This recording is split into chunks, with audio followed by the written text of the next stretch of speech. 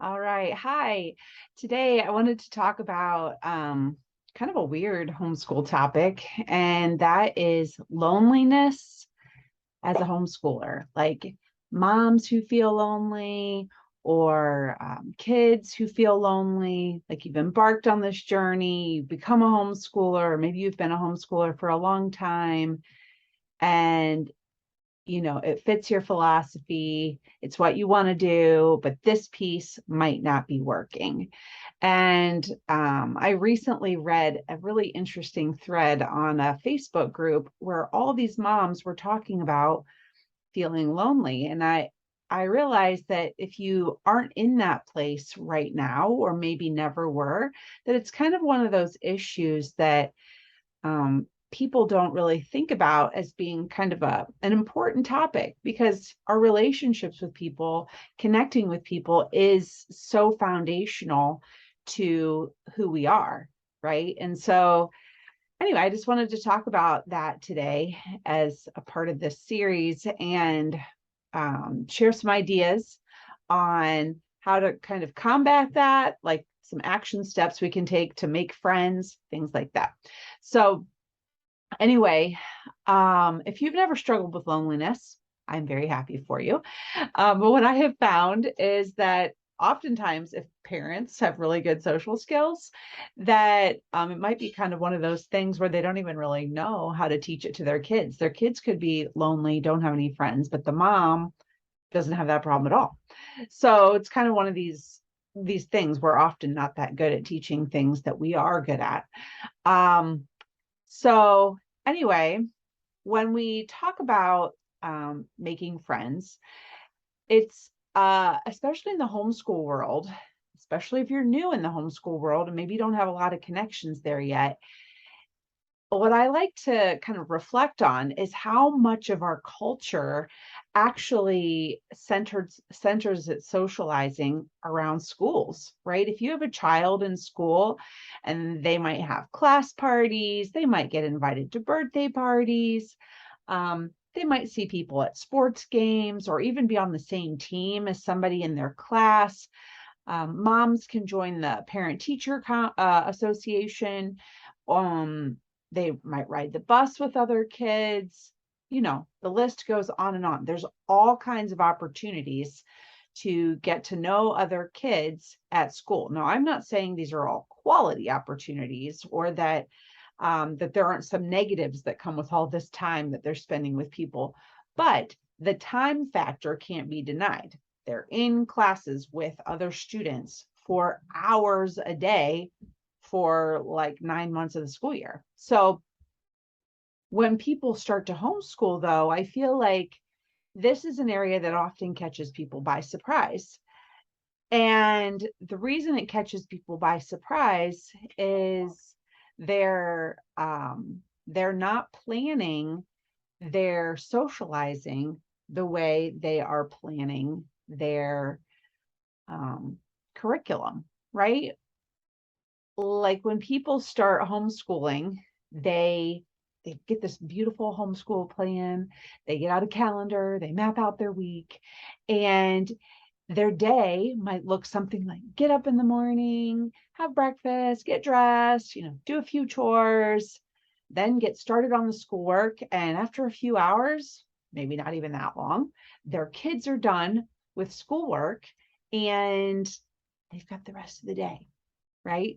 Like when their kids were in school, if they didn't get home till 3 or 4 in the afternoon. But now they have kids all day, and their child wants something to do. They want to be with people. Okay, so this isn't a problem. This is normal life.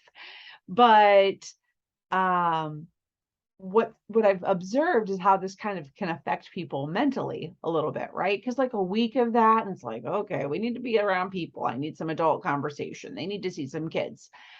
Like a few weeks of that start to go by, and it can kind of get in your head, and you might feel isolated. You might start looking at other people and asking yourself the question, like, why can't I figure this out? Why can't I figure out how to make friends for my kid, for me? And my thing is, I don't want people to have this struggle, because I had terrible social skills growing up. I couldn't figure the people thing out. And now I've gained a lot of insight. And so I don't really like to see other people have to struggle through this because it's not that hard. Now, here's the thing. If you go on Facebook groups and you post like, how do I meet other homeschoolers? They're going to say things like, go to the park or go to homeschool days at the local museum, or maybe they'll say join a co-op. We meet friends through sports. There's going to be a long list of just popcorn answers, right? And none of them are bad. Those are actually all valid places to meet other people that may also be homeschooling. But here's the problem, right? The problem is if you go to the park one day and you go to a co-op, you know, maybe on Mondays for an hour, and then you go, you see some homeschoolers here and there at some museums or at, maybe they're on the sports team, maybe you even see them at church, but it's really just like limited interactions. It is very difficult to build relationships on those kind of popcorn interactions, right? You might see them here and there, but you don't see them all the time. I mean, this is one thing that school does offer. And I'm not saying send your kids to school, but I'm just saying, like, look at what school is doing. It is putting all these kids together. They see each other for hours a day, and they're able to build friendships or talk to people, at least gives them a chance to do that. So how can we take what that is, that time factor, and kind of like translate that over into the homeschool world where we're spending a lot of our day at home, right, with our family? That's what we wanted to do. That's why we homeschool. So first, it's important to realize, just if you are great at socializing and making friends, it's really important to realize that like everybody around you isn't necessarily in that same boat. So if making friends is easy for you and your kids, it's really great to kind of take that on as being the person that reaches out when you see somebody that's struggling a little bit, right? Just take that on as your mission to like help other people, connect to other people, because not everybody has figured it out yet. Now, recently I came across a blog, and they were talking about, they were labeling their solution crisscrossing. And I was like, okay, I have no words for the solution. My solution was the same as theirs, but I didn't have a word for it. So they call it crisscrossing. And here's what crisscrossing is, right?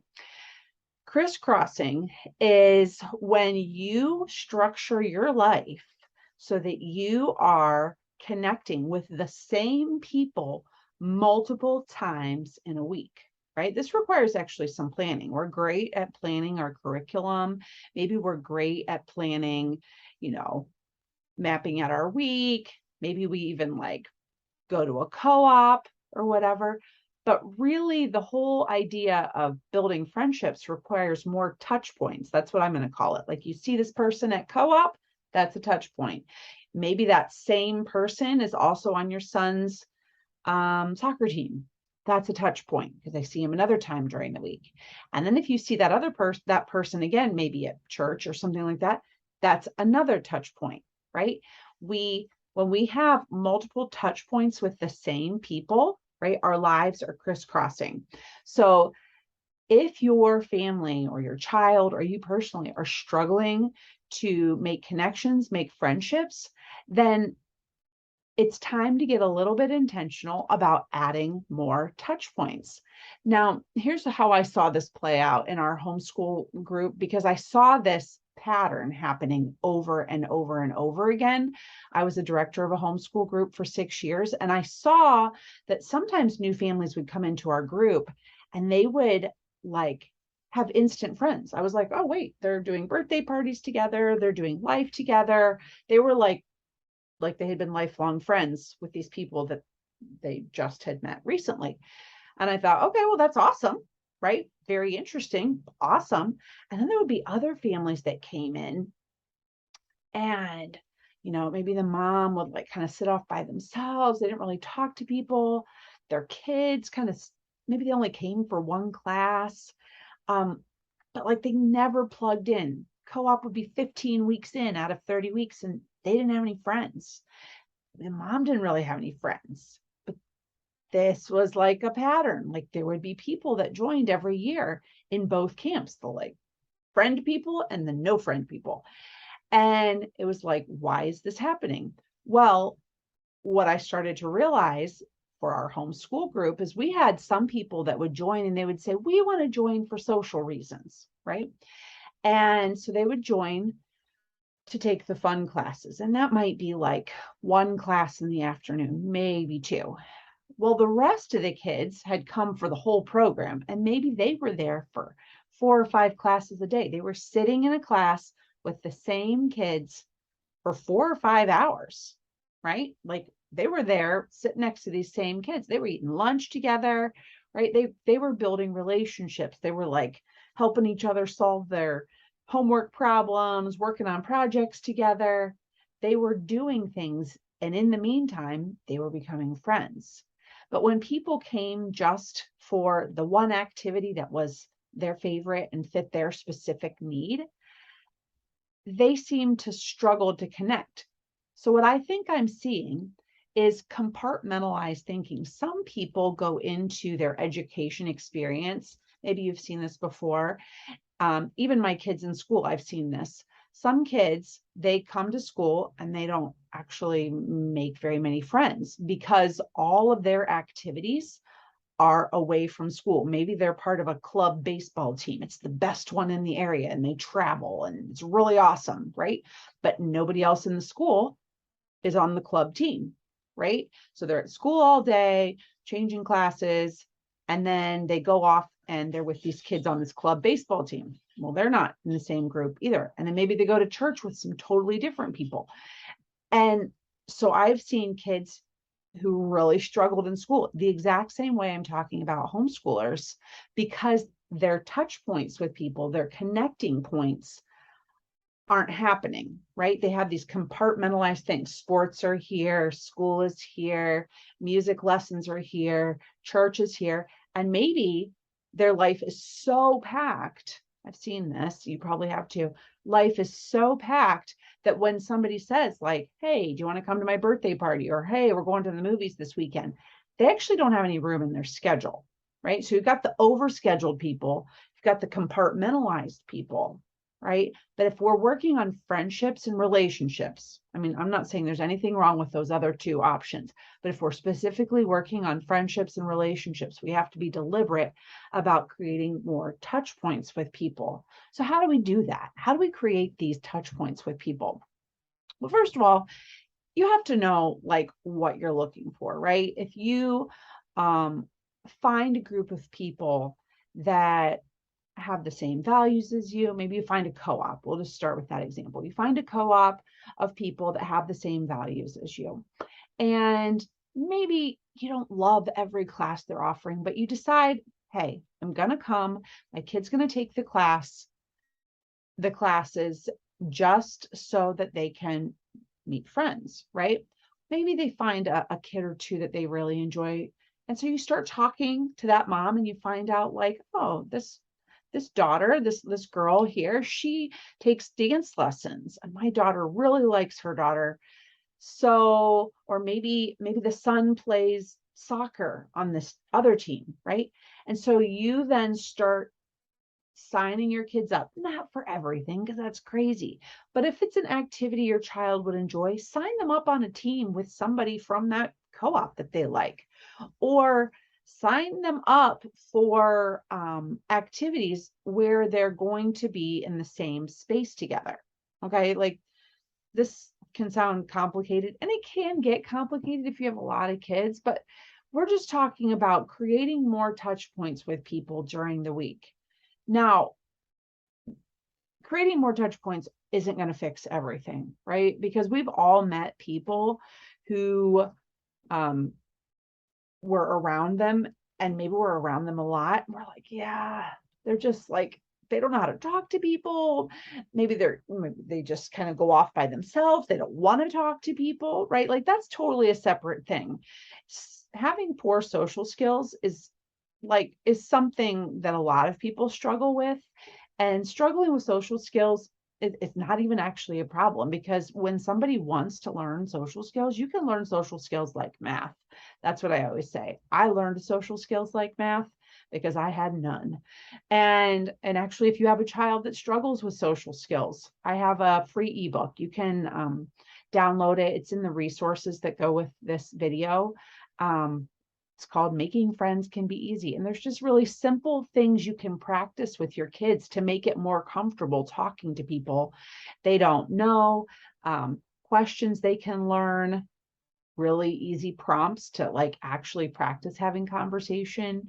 Um, there's there's things about social skills that not everybody observes. And a lot of those tips are in that little, it's a short ebook, maybe 10-15 pages.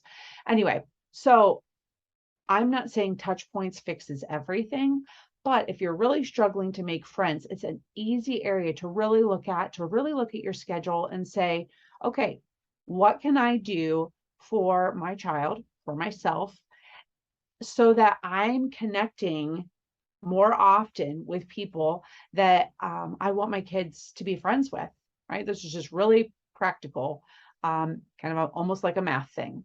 So, and here's the thing. I don't want you to like overthink this and really start to stress out about it. That's not what I'm talking about either.